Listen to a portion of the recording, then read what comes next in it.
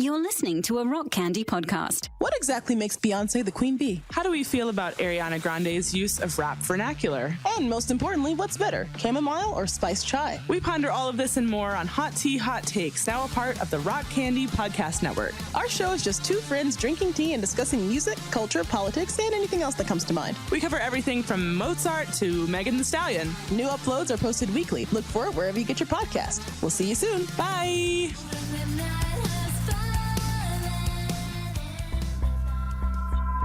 Hello, everyone. This is Reese Roper, one of the hosts here at the Pickle and Boot Shop. This is a weekly disclaimer about what we do here. Well, Joe has some computer problems, so the sound isn't as great as it normally is. Also, I say that I'm done with ska, which isn't true. I love ska. I also swear so much that I'm afraid I might have Tourette's syndrome. This is the Pickle and Boot Shop, and both Joe and I hope you're listening, calming yourself, and that you hate it, just with a burning hate. Pickle and Boots. Joe and Reese, Pickle and Boot Shop. Get yourself a pickle, get yourself a boot. Joe and Reese, Pickle and Boot Shop.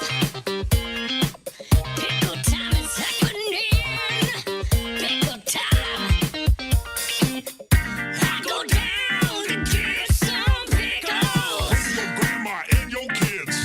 I go downtown. Bring your grandma and your kids. Boot time. Pickle and boot time.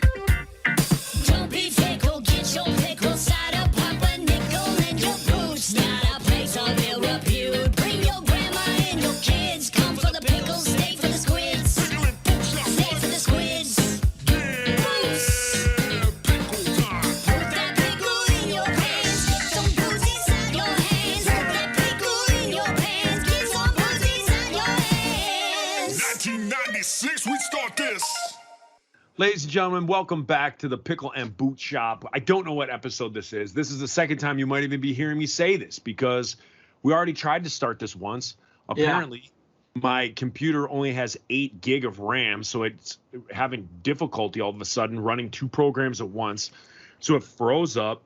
So we've had to stop and restart and all this. And we got to knock out 3 hours tonight. So this is going to be brutal because I feel like it's going to freeze up again. If it does, I'm going to be pissed. So I got to figure this out. The problem that I see, Joe, is that we keep on saying we're going to bring down satanic podcasting, and then I feel like that just summons the demons. To attack my computer. Yeah. But they're not attacking us. They're attacking the computer. Yet. They're not attacking us yet. No, they cannot because the power of the Lord surrounds us. We're good to go. Oh, good. That's good. We got the breastplate of righteousness and the helmet of no fear.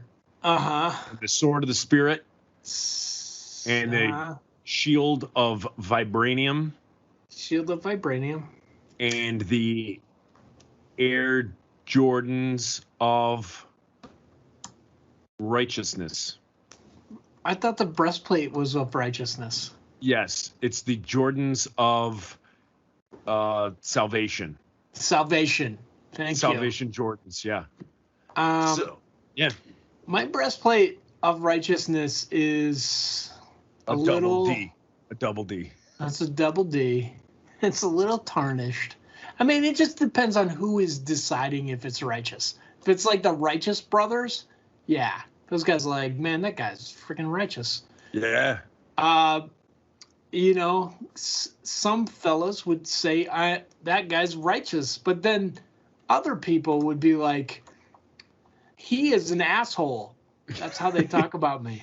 He is a genuine mucky turd. Yeah, that's how they talk about me, and it is not the double D breastplate of righteousness. Correct. But this week on the show, we are not just going to talk about the armor of the Lord. We are also going to talk listener questions. We're going to get to some listener questions that they submitted over a month ago, and we haven't talked about them yet. Yeah, because we were like, let's do listener questions. This will take an episode. It took us one episode of just dicking around, not even getting to them. Right. And then another episode, we answered like 2. And then the next episode, we answered maybe 2 more. Yeah. That's the problem. And see, hopefully the listeners are understanding that that's what we want, because we get their questions, which then leads us on tangents, and then boom, there's a show. Like it's the easiest way to do a show. So I have probably 15 to 20 questions here. So if we get through 5, I'm going to be happy. And I'm talking 5 for all 3 hours. 15 to 20. Joe, I appreciate that you converse with our listeners and our Patreons, because I see it come up like on my email, and I'm like, we got a message. But that's as far as it goes in my brain. Yeah, see, I cruise over to the diabolical discussion page. Now, in all honesty, in all transparency, there was an issue on the diabolical discussion page. I don't know if you're privy to this, because I don't know if you go on Facebook all that much. There was an issue that popped up, which led me to leave the diabolical discussion page. I left it because it got kind of weird for a bit, and it ticked me off, and so I left. I was like, not gonna do this, not going down this road. Yeah. And the issue was resolved, and everything is good. And so I actually went back to the diabolical discussion page, and I'm back conversing with people, and that's an easy way to get a hold of us, and just funny memes and all that stuff. But it got real weird for a while with one of our listeners. I have no, like, I did not see any of that, but I can imagine what the issue was, and yes. I'm gonna tell you right now. It was whether or not we should both grow out mustaches. And 100% had to deal with that. And I was like, forget it, I'm not doing it. That's great. And it became an issue. Yeah, Joe, you should though. A lot of roofers I know have mustaches. Well, here's the thing. I don't want a mustache, I want a butt stash. So I want to start the new fad where instead of a tramp stamp on females, you have a butt stash. So you take that little tuft of hair at the top of your butt crack, and you style it into some sort of handlebar mustache. But call it a butt stash. This sounds way better than my idea, which was to have mustaches. Yeah. I'm thinking butt stash is going to be the new, like, butt stash is going to be like the new skinny jeans. Yeah, or like the new Backstreet Boys tramp stamp. Yeah. Many guys got our age. Like, remember like around 2000 when the thong became like a society thing and girls were wearing it? There was like a lot of whale tail. Like a lot of girls would sit and the thong would stick out the top of the jeans. Well, I want to turn the tables now with dudes. I want dudes to sit down in school, and then the men and women behind the dude gets to see the butt stash. This is a great idea. Yeah. I agree with it. And you can wax the handlebars. You could do like an old timey baseball player thing, you know, little Raleigh fingers. Oh, mustaching it up. Yeah. Yeah. And anytime you can get your Raleigh fingers near your butt, it's like it's like peanut butter and chocolate. Raleigh fingers and butt stash go together. It's interesting that you said chocolate and butt stash. Yeah. Yeah. Raleigh 'Cause it goes fingers, together. chocolate, and butt stash go together like peanut butter and pickles. Hashtag. Hashtag. Peanut Yeah. butter.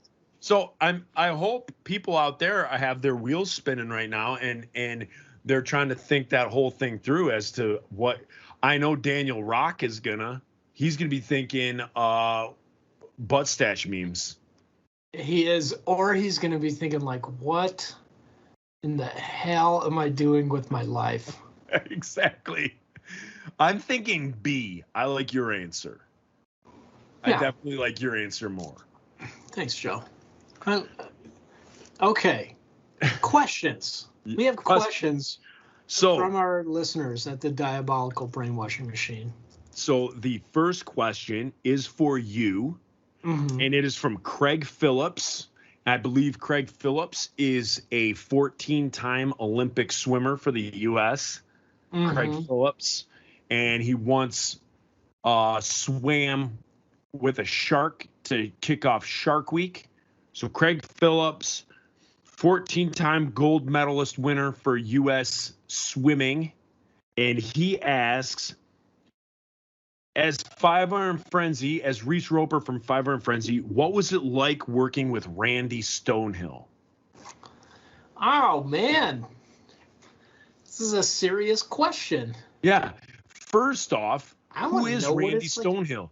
I want you to tell us who Randy Stonehill is, for those that don't know. and then let us know how it was working with him. Wow. All right. So Randy Stonehill was and is a CCM, like a Christian contemporary music artist. He had like a duet with Amy Grant, and then somehow decided to do a duet with 5 Iron Frenzy. Oh.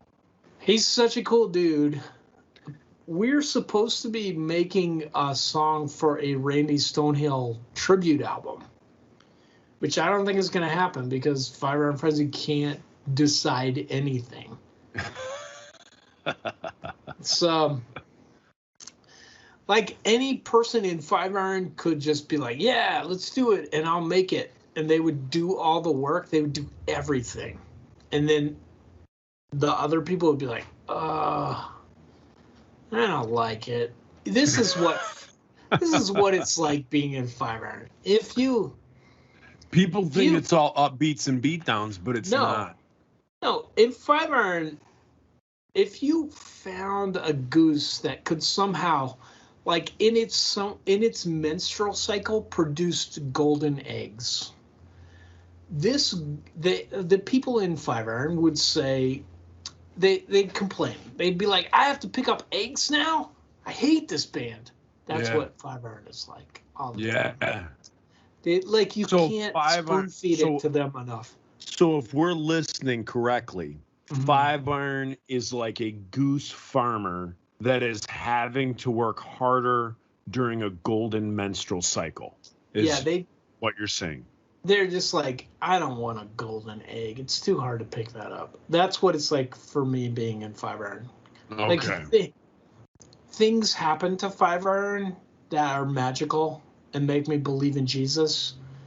The rest is just them like, I don't feel like practicing. Just dragging feet. Yeah, just like, do we have to practice again? We did it last year. That's what 5 Iron's like. Yeah. Yeah, and then it's just periodically people in the band get excited about something and everybody else just takes a shit on it. like Andy will be like, we should do this, we'll cover this, and let's do this, and then everybody's just like, that's 5 Iron. I hate being a 5 Iron. Can I tell you that? I started the Facebook group, I hate 5 Iron Frenzy, because I literally hate being in 5 Iron Frenzy. Well, what did you do with Randy Stonehill? When did you work? Yeah. So, anyway, we're asked to do this Randy Stonehill tribute, which is like Amy Grant is gonna do it. Michael W. Smith, Jars of Clay, and Five Iron's just like, I don't know. Do I have to? Like, somebody could write all their parts for them and record it, and they'd still just be like, I don't know. I don't want to do it. Nah. Yeah, it's just that all the time. Exactly. Womp womp. Big sunk. Yeah. So, Randy Stonehill, Joe, I'm getting worried because I think my voice is pegging out. I got to turn down the level on this. Hold on.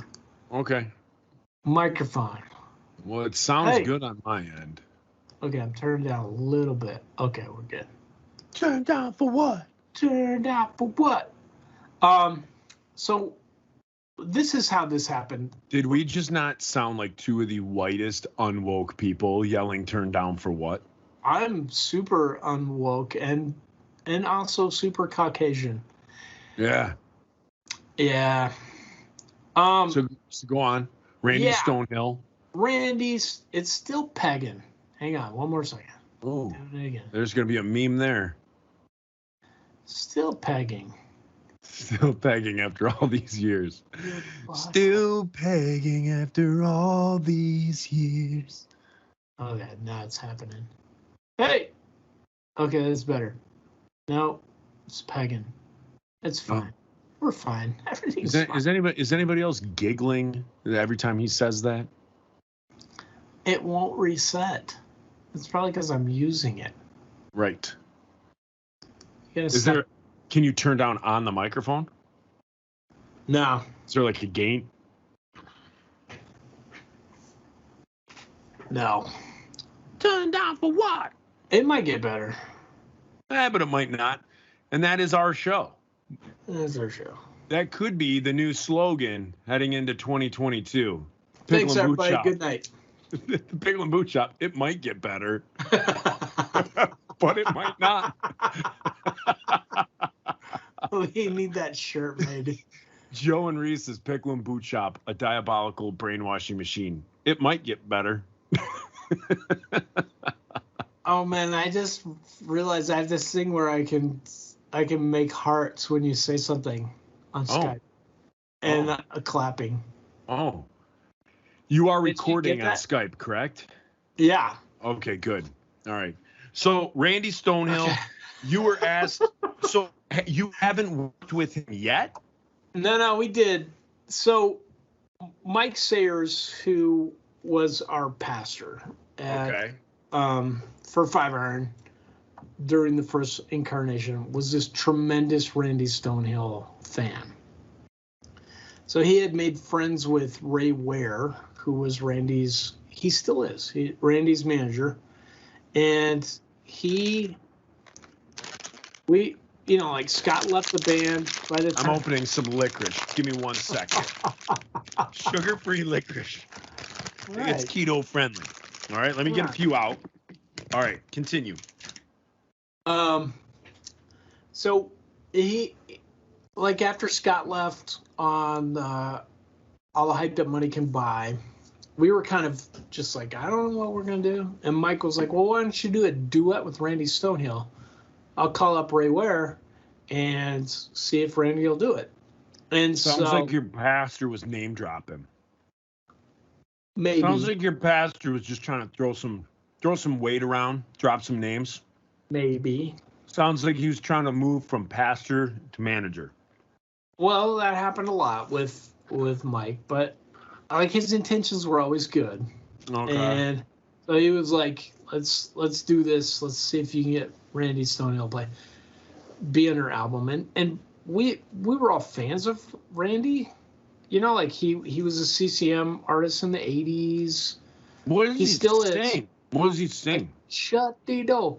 Keep out the devil. Shut the door. And then 1,000 other songs, such as that. Okay. You I'm didn't gonna sing that in Baptist youth camp? No, we never sang Salvation anything Army? that we had to sing Yeah. Excellent. Well, that would be real easy to ska up, except you will be it's the cultural appropriation of singing Shut-Dee Do. Right. Which was fine in the 80s. Yeah. It was fine. Nobody was appropriating. Nope. Nobody. Now, here's the thing. People need to realize that all of rock and roll is cultural appropriation and Yep. relax about it. Like, Yep. I get it that some people are bothered by other cultures mimicking accents. And that's fine. We should be sensitive to that. But like, Should we, though? once What's the I don't- difference between if you give me a Chinese accent or you do an Irish accent? What's the difference? well, because in the culture we're in now, like, I could be Irish and it would be okay. I'm not. Like, it would be the same. To me, it's the same. I think the metric should be, does it hurt somebody? Like, is somebody bothered by it? Cool. Then I'll stop. But I think also the pendulum needs to swing the other way a little bit, and people just need to be like, okay, I forgive this person because they weren't trying to hurt me. Their idea was like, this music sounds cool, or this accent sounds cool, or, like, whatever. This situation is funny. But I don't know. I'm with you. So Randy Stonehill. So Randy So Randy agrees to sing on our album, and we had some song. We had, all the hype is just this shotgun of like everybody in Five Iron trying to jockey for who's gonna be the main writer after Scott left. Okay. So everybody wrote stuff, and then we're just like, like Micah's into rap and also into metal, and Dennis is into this, and let's put a bossa nova song on there, and let's make this song sound like the old Chi-Chi's commercial. And yeah, that sounds like Scallelujah too. That's what that was. it was just all over the place. And we were also at the point just kind of done with ska. Like we had played 1,000 shows with local ska bands opening for us, and we were just like, let's please not continue this anymore. And seeing that it kind of was like at its end commercially for the third wave of ska, so we were trying to break away from that. We wrote this song Solidarity, which kind of does sound like the old theme song for that show Villa Allegra. Did you ever see it, Villa Allegra, on the old PBS? No. It's like, I don't know. That's what it sounded like to me. It was like very kind of Spanish sounding, Okay. Yachi type stuff. Okay. And then me just writing dumb shit over it. I wrote some dumb lyrics, and then Randy, because of our old pastor, agreed to be on this, and so he just came to the studio. I think he was living in Southern California. I think that's where he's from. He lives in North Carolina now. Okay. Yeah. So he just came, and I was like, here's what I sang on it. You can do whatever you want, sir. And he's like, no, I'll sing this. And he sang it. And it's awesome. It's so cool. Oh, wow. Yeah, I'll have to look that song up.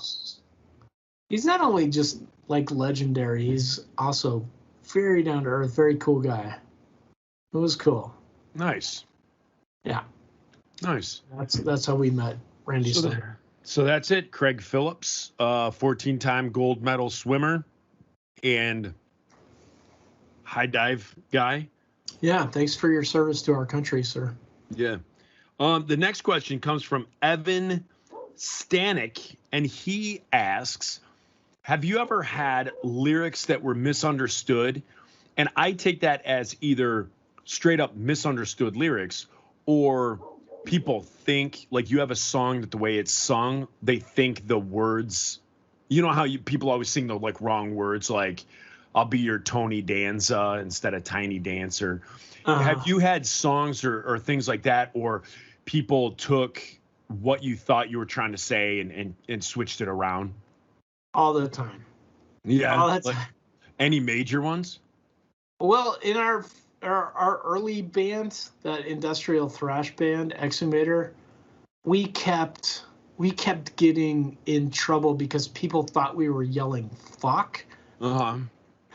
a lot. Like I cannot remember what song it was, but they would just be like, we played Micah's high school Battle of the Bands, and we lost because they thought we were just yelling "fuck" into the microphone.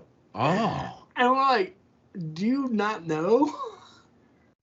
I say it now, but I didn't say it very often then. You know, it wasn't something I would put in a song. Right.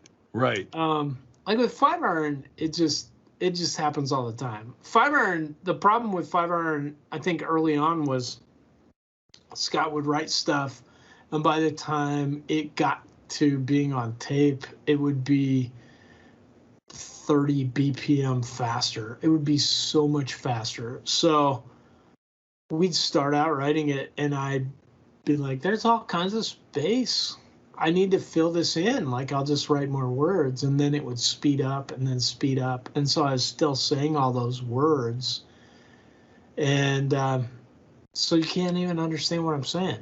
Yeah. I can't remember it. That's the best part. See, I always thought of like Five Iron lyrics as you were always very clear. Like I always think that like I was very screamy, you know, and like that like gravelly voice. And then like Mojo, he spits when he raps. And so like I always thought that like the way Mojo did stuff, that he kind of like slurred words a lot.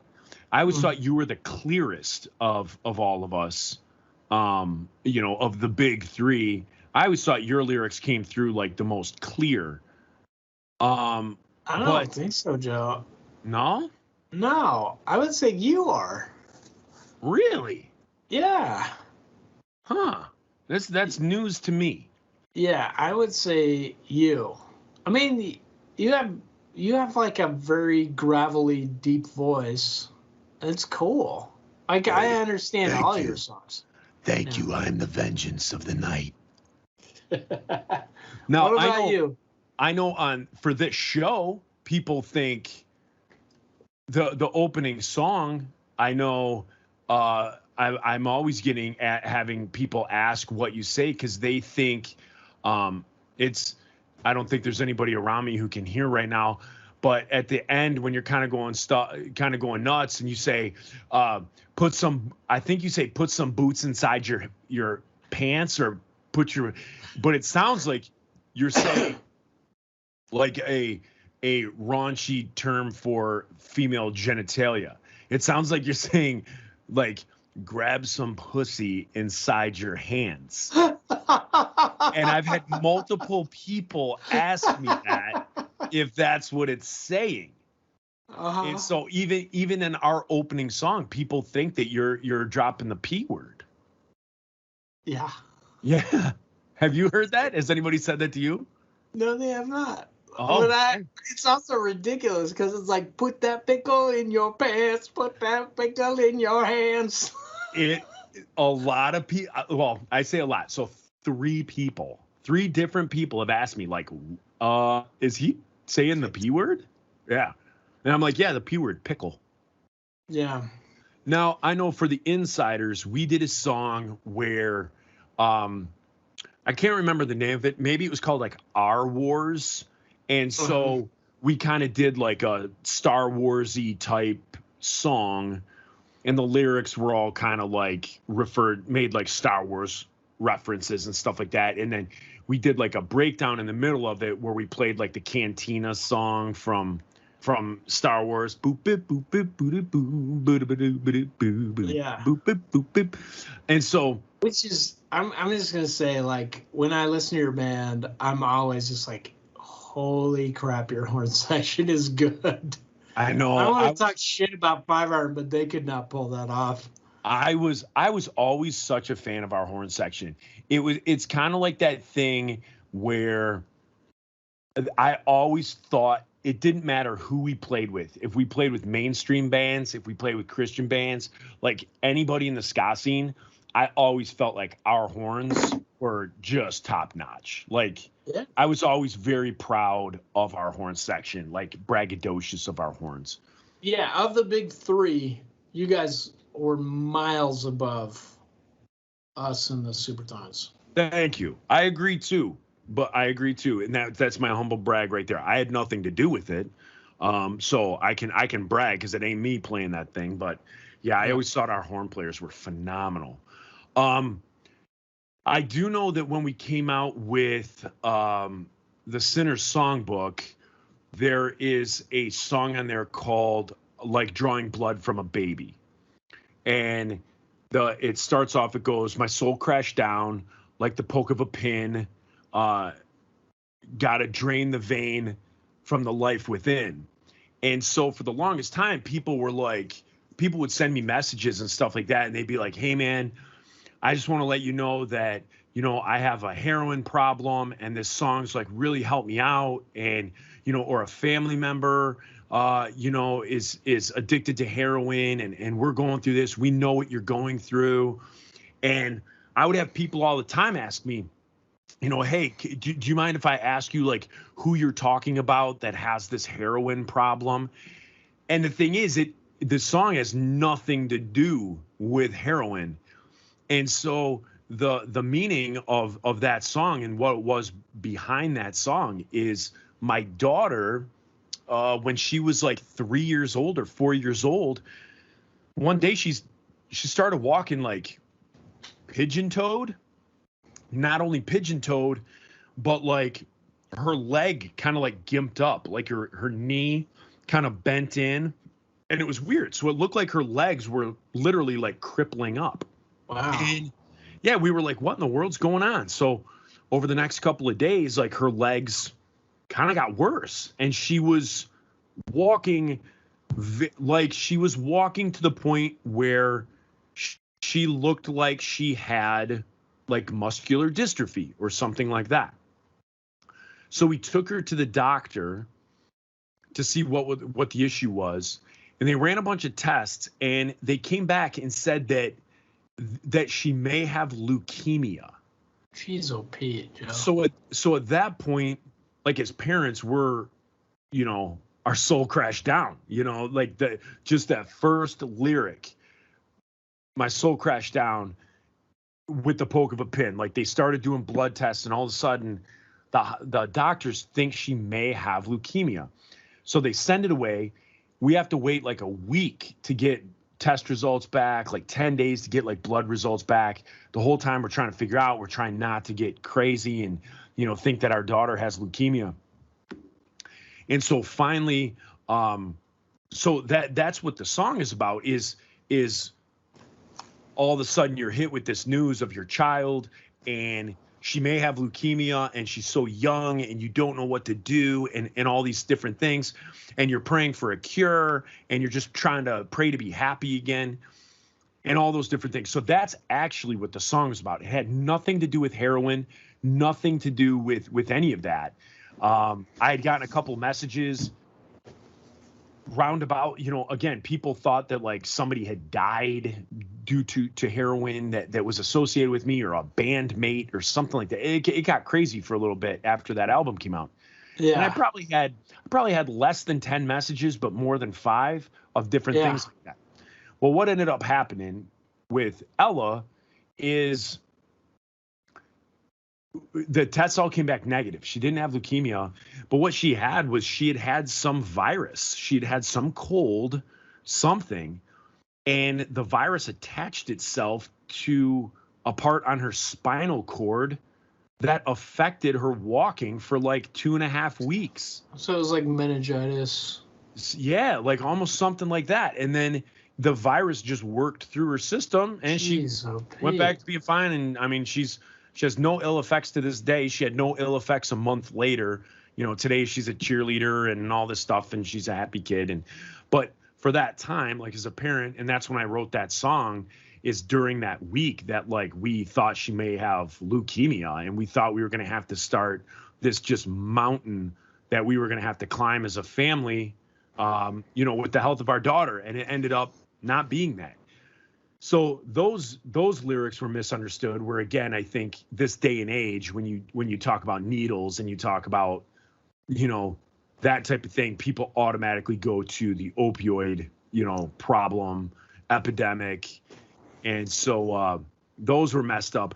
Oh, and I forgot to tell you, back to the Star Wars one, the Star Wars song, before I started pumping the tires of our horn players, we had a Star Wars song, and in that song, there's a phrase that I say, and I can't remember what it is, but people always thought that I said the word bitch. And so the way that, like, I worded stuff, people thought I said that all the time, and I didn't. Like, it wasn't in. And I'm like, dude, the lyrics are right. Like, you could pull up the lyrics there. It's not in there.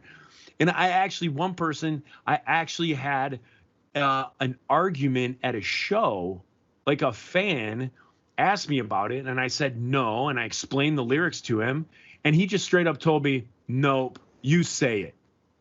And I'm like, brother, I just told you what the lyrics were. And obviously at that point we're playing the song every single night. Yeah. So I knew the lyrics at that point, where I don't know them now. And so I was like, no, I say it like this, but through the phrasing and not knowing what it is and the speed, yeah, I guess I can see where you think I say that. And he's like, nope, you say it. And I'm just like, okay, dude, like, okay, if you say so. If you think as a Christian artist, I'm going to try and be like a rebel and ruin the credibility of our band, ruin everything just so I can say the B word. If that's what you think, man, that's what you think. Go for it. I walked away from that kid like, what an idiot. Like, what an absolute idiot. Yeah. But those are the only, like, lyrics that those are the things that stick out to me that ever got, mistaken or anything like that. I'm horrible at listening to songs and thinking I think and I hear things. Yeah. On our second to newest album, Engine of a Million Plots song, what is that song called? Gosh dang it, what is that song called? It's like shoot each word into your veins. Da, da, da, da. Anyway, I say Trafficking Bliss. Okay. But the way I pronounce it on the album, I went back and recorded it like 3 times and could not make it sound like trafficking instead of traffucking. Oh. And so it kind of sounds like I'm saying try fucking bliss. Oh. Which at the time I was like, the song's called Into Your Veins. So at the time, I thought it would be, it was very serious to me. I didn't want people to think I was saying fucking on the album. Yeah. And now I'm like at this point where I'm just so done with that. I'm so just like, go ahead and think I'm swearing. If that makes you not listen to Five Iron Frenzy, there's thousands of bands. Like, try Skillet. You can listen to that all day long. You're not going to hear bad words. It's not going to challenge you. It's not going to make you scared. All this. But like, I'm done. I want to be on the outside of that part of the church that thinks that you have to be good. You have to keep trying to be good for God to love you. I'm so done with that. I just I don't want people to hear me say fucking all the time. And just be like, oh, that guy swears too. Yeah. Maybe God still loves me. That's what I want. I'm just so over this whole part of Christianity and like my own Christianity, my own journey, where I was just careful all the time to not offend people and not say the wrong thing. Yeah. Like, the right thing may have swear words in it, and it may be to shock you. Yeah. That is I mean, I believe Jesus did it. I believe that Jesus, when he was chasing the moneylenders from the temple, was like, you brood of vipers. Like, your parents were these two things that Levitical law made detestable, that you can't touch, and that we use as a metaphor for Satan. That's your parents. Like, how much more than that is saying you're a motherfucker? Yeah. That. Like, I want that.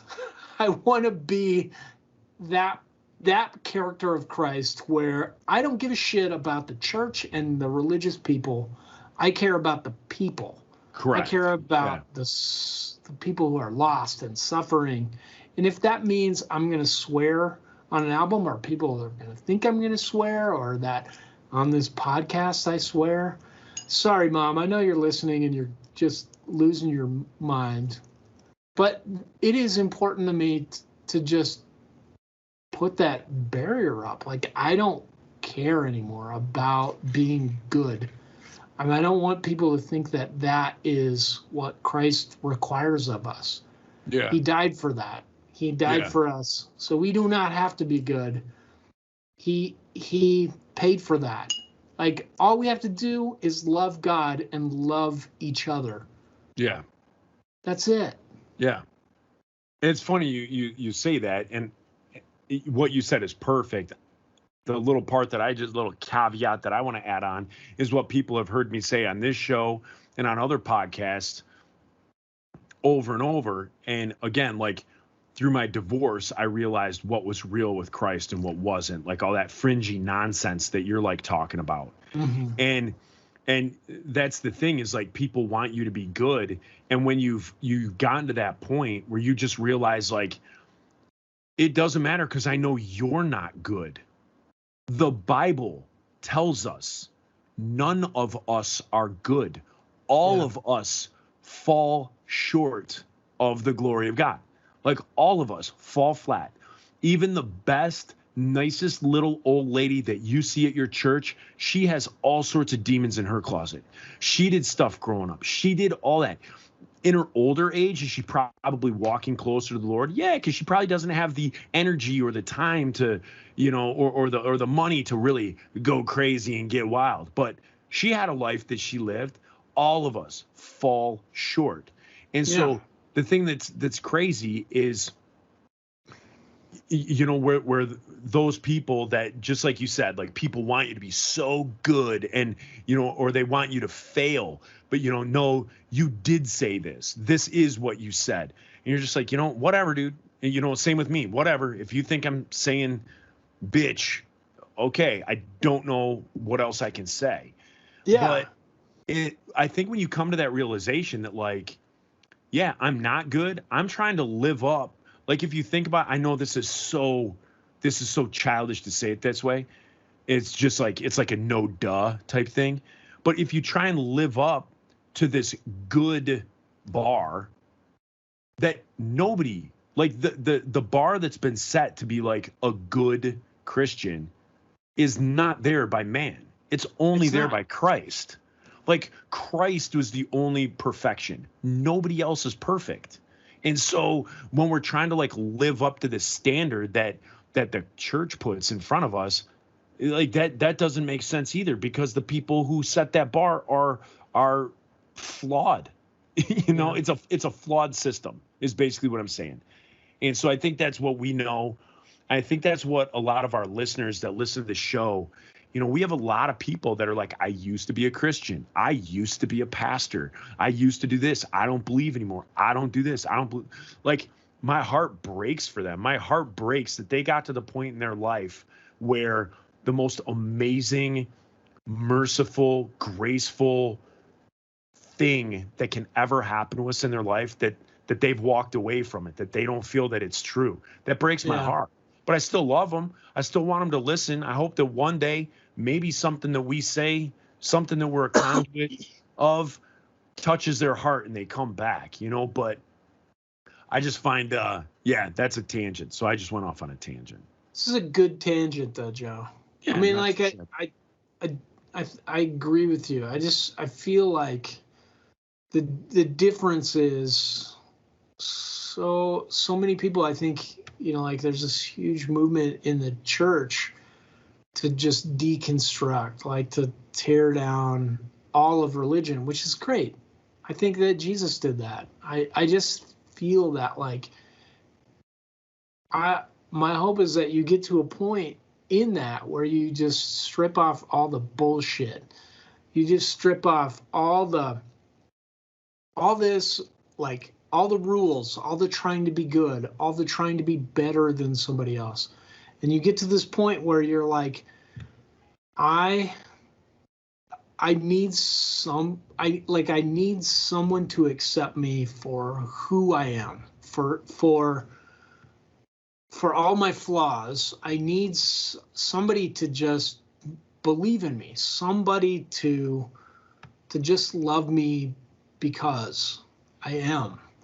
And I think that is God. I think that is Jesus, that no matter what you do or what you have done or will do, that he loves you and that he is real. Like there's enough empirical evidence, like there's enough people that have seen or felt or, touched the miraculous that you can believe this. Yeah. I just feel that the church has become this machine that manipulates that, whether it's for false motives or good, it just manipulates it for power or for money, which is the same with, it's just human nature. And you have to forgive that at a point.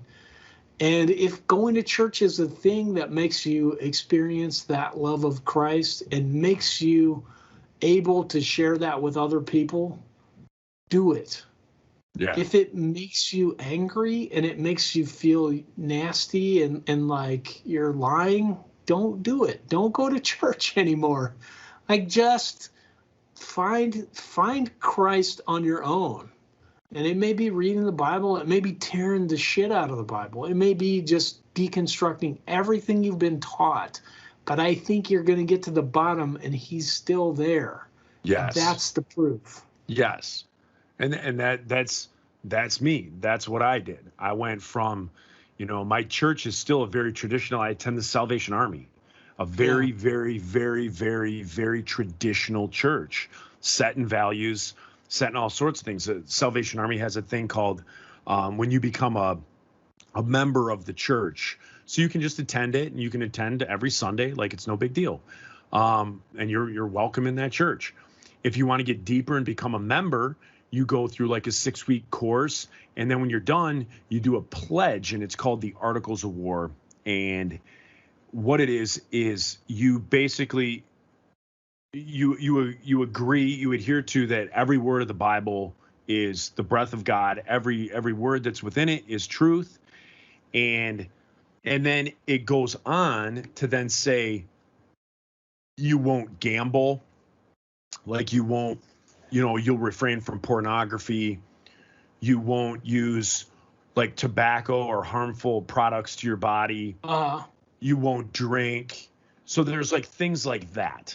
Okay. And so to me, that is where, again, that's where, yes, in any church, there's people that struggle with all sorts of those things. Right. But if I don't struggle with them and I want to have a glass of wine every now and then, I don't want to be made to feel as though I am going to hell or I am going to fall short of something.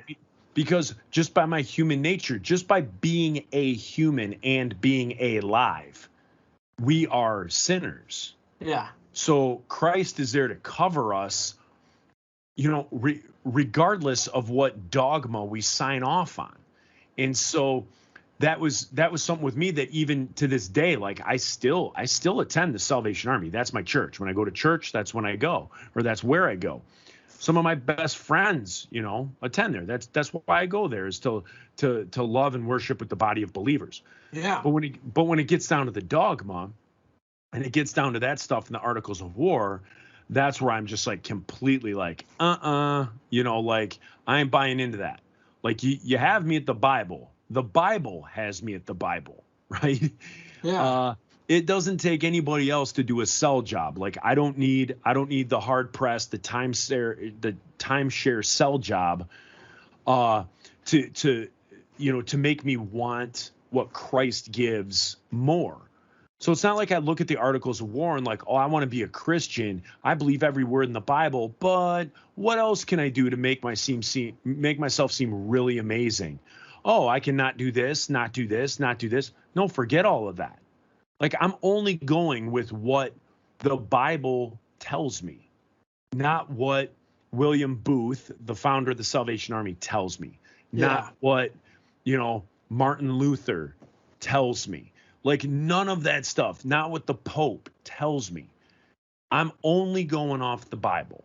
And so, obviously I fall short of it. Obviously I make choices that probably aren't the greatest on daily, on a daily basis. But yeah, I don't know how we got off on that tangent, but we seriously got off on a tangent, but it's good. Yeah. Because okay. I think most of our listeners think we are we're no longer Christian, based solely on my language. Right, based on language, based on memes, based on this is what kills me. And I don't understand it. I love it, but I don't understand it. Like, between the I Hate 5 Iron Frenzy page and the Diabolical Discussion page and the people who listen to this podcast, it's a lot of ex-Christians. Yeah. And so, like, it shocks me. Again, I don't hate it. I love it. Mm-hmm. Because I'm not going to ruin a relationship that there's not a bridge that's burned. I mean, who knows? 10 episodes later, maybe something that's said, like I said, we could be a conduit, and something brings that person back into thinking about a different way that they've been thinking about Christianity to this point. And maybe their heart is given back to Christ and it's something new. Maybe something we say, they feel like they've been in a closet this whole time and they're the only ones that feel this way. Maybe something we say changes that. But that's what baffles me, is between the like I Hate 5 Iron page, that I had to leave that page because it just got so crazy, and like the stuff that's on there, it's bananas. So I had to leave it. And then the Diabolical Discussion page, that, people post some stuff and talk about some stuff on there that's worth discussing, and it's great. But I just find it odd that so many people who are ex-Christians listen to us or continue to follow us or you or 5 Iron. And I always just think, why? Like, I think, like, why? If you disagree with it so much, or Yeah. So, I mean, obviously there's something that keeps people coming back. Obviously there's something that if someone's like, I walked away from the faith, I hate it, it's not true, I used to be a pastor and now I'm an atheist. Yeah. But you still are involved with I Hate 5 Iron Frenzy. You still listen to the Pickle and Boot Shop. You still listen to all that stuff. You engage with us on the regular. I like to think it's like Darth Vader syndrome. Like there's light in there somewhere. I can feel the good in you somewhere. And so if the Pickle and Boot Shop is drawing in the Darth Vaders that seem to be horrible people, or not horrible people, but seem to be people who have turned their back on the light and just said, you know what, I don't believe in any of this. I believe there's still good there. And I believe, again, every word that's in the Bible, and I believe Christ is real with everything that's within me. So I would hope that maybe one day there could be healing with those folks that have turned and walked away. There could be healing there. But yeah, it's weird that we draw in that crowd. Yeah. I mean, literally just from, a couple of swear words here and there and talking about a wiener every now and then, all of a sudden people, I think people do. I think they're like, oh, I don't know if these guys are Christians anymore. This is a pretty funny show. And it's like, no, we are. And we still are. Like, you can swear. Yeah.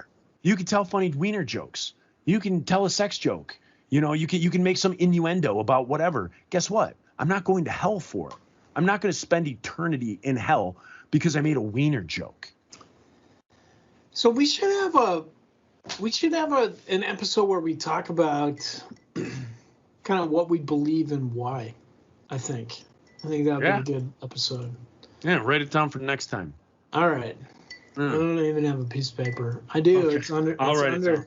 I'll write it down. It's under this thing of fake business cards that I've gotten. It's a business card printer thing, and I'm going to print out business cards to go to my high school reunion. Yeah. That claim that I am a taxidermist. Yes, I think you said that on the last podcast we talked about it. Yeah, but it's in motion now. Yes. I made a website. You sent me that website link. Some of the best awful taxidermy photos I've ever seen. Yeah. Like some of those squirrels were hilarious. They were like cracked out squirrels. I'll put it in the links so you guys can link to my fake taxidermy company website, Mount Vermin. All right, you guys. So, I think who knows where we are on time. We're going to bring this to an end. We're going to keep the questions going on the Patreon. And so again, you guys, if you can't afford it, not a big deal. I wouldn't be able to either. But if you can afford it, at least for just $5 a month, if you get the lowest one, you get an extra 4 to 5 hours of content, depending on how many Thursdays fall in the month. But you get up to 4 hours of extra content. So you get 4 free hours. So you can get up to 8 hours of listening to us blather on about nonsense. A month. A month. 8 hours a month. Eight. What's that? What's that a year? What's 8 times 12? 63? Yeah. Is it? 64. Yeah. 64. Thank you. So 64 hours. Reese, think about that. 64 hours of us blathering about us being has-beens. You can get a month. You can get a year for $5 a month. So we're talking about how condoms work. Yeah. I still don't. Yeah. I don't use them. So anywho, you guys, that brings the freebie to an end. And you guys, we are going to start right now with continuing along with this question by Daniel Rock for the Patreon. Hang on, I got to go pee. Okay, I'm going to go grab a drink too. Okay. All right. Be back. For more shows like this one, visit rockcandyrecordings.com. Soon, I think. It's doing something weird. It says you're recording the call, but I can't see your face. I see my face. I can choose my background effect. I'm doing that right now. Yeah, I got nothing. I don't see my camera's on, but I don't see me. And then it's only here. I'm gonna hang up. Try calling back and hitting the video thing just in case. Okay. Or Audacity or whatever. My Audacity. Yeah. I have the audacity to be thinking I could podcast. About this though. What's that sound? Whoa, Joe. Yep. A Miller Ultra? Michelob Ultra, baby. Michelob? Yep. I thought it was Miller. No way. All right, let's clap. Taste yet? No. Holy hell, Joe. Yeah. I would sue. I'm thinking about it. I'm Yeah. thinking about suing the COVID family I would go after them. for all that they're worth. Because I think they made some money in this. They owned a spatula dispensary and also a nitrile glove factory. Yeah. Done well. Yeah. Done well for themselves. Yeah. They Okay. invested. Okay. 3, 2, 1. Okay. Money. Money. All right, ladies and gentlemen, welcome to episode, I don't know, of the Pickle and Boot Shop. We're recording this on the 29th of August. At this point, Reese and I just record whenever we can and put it out there. So when you click on it, it'll say whatever episode it is, but we don't really know what episode it is, nor do we care, because we're just too busy knocking out this amazing audio footage. I don't even know what you would call it. And Gems. just Call them absolute gems. Dynamite Wisdom. Yes. The dynamite, the wisdomy dynamite you stick in a frog's rectum. Wisdomy. That might be my most favorite adjective of all time. Wisdomy? Yeah, wisdomy. Wisdomy. That guy's got like some wisdomy just kicking out of him. Yeah. Yeah. It looks like my mic is super hot today. I don't know what's going on. It sounds good though with me. Like it's coming through real well with me on my end. Oh, I'm like talking into the side of it. Maybe that's the whole thing. It does though. Yeah, it sounds good. As long as I don't squeal like a 8-year-old girl. Or like a piggy. Yeah. Squeal like a pig. Squeal like a piggy. Sometimes I do that. Like I'll be out and about. Somebody on the street will just kind of lean out of their truck and be like, "Excuse me, sir, you have a nice mouth." And then I just... Right. It just happens. Right. Or somebody comes up and pokes my love handles, and then I can't help but squeal like the Pillsbury Doughboy. Yeah, they do. And you're just like, tee. Yeah. Oh, that's wonderful. So today on the show, we're recording on a Sunday, and we have to do quite a bit today. We got to do quite a few hours worth, and so because we've been slacking because both of us have had kind of, just things going on here and there where we weren't able. You've been making boxes. You've been filling boxes, and I have been on my end too. And yeah, you're filling boxes with microphones. And you're filling them with roofing supplies. Yep, all of that. So our schedules have been crazy. And what are you doing?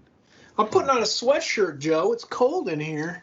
Oh my gosh, here in Michigan, it's like 94 with like 98% humidity. Last time you told me I had to turn off the air conditioner because you can hear it. I don't care. If the listeners hear a hum in the background, doesn't matter today. I got to keep this sucker on because it is hot. I just left it in for last week's episode. So the last time we recorded, you had it turned off. But the week before that, I just left it in. And I was like, yeah. I'll just say it in the disclaimer. Yeah, people are going to have to just deal with it because it is hot here. And it's the only way I can do this or else I'd just be dripping with sweat. But what we're going to do today is, actually, before we get started, what we're going to do is we're going to answer a bunch of listener questions. But before we get to it, tell me since the last time we hung out, since last time we did anything, have you been up to anything? You did anything? I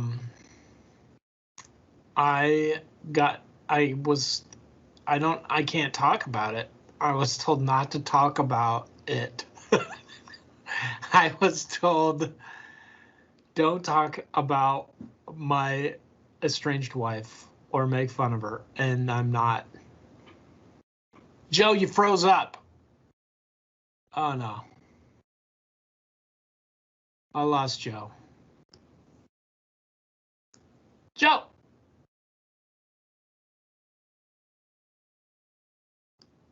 I see you, Joe. This is weird.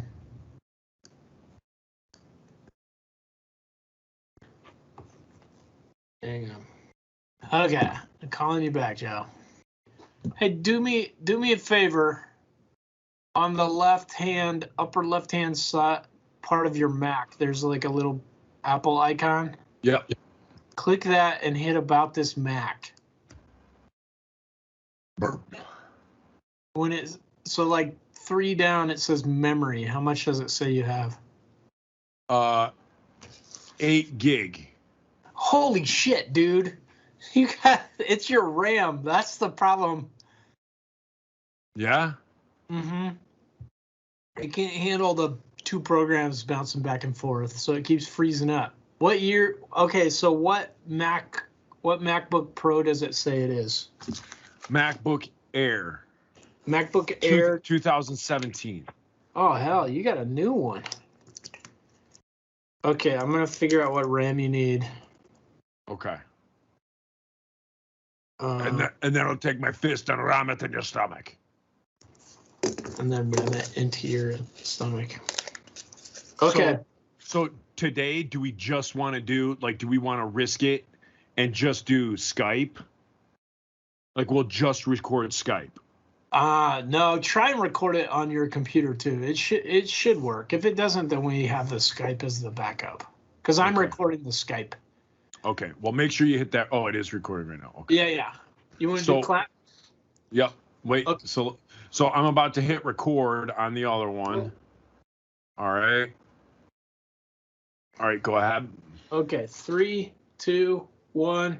All right. Money.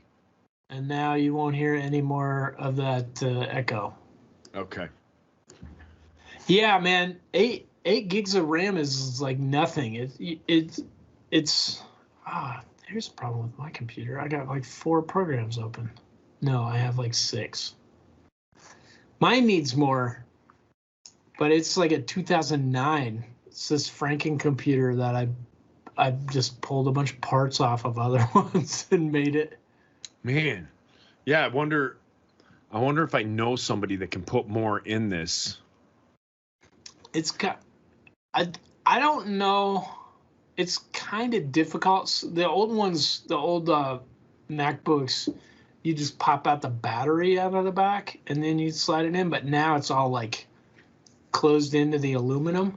But you just have to like unscrew the back of it, like the bottom. Okay. The RAM, it's pretty easy to switch out. Okay. So you probably have.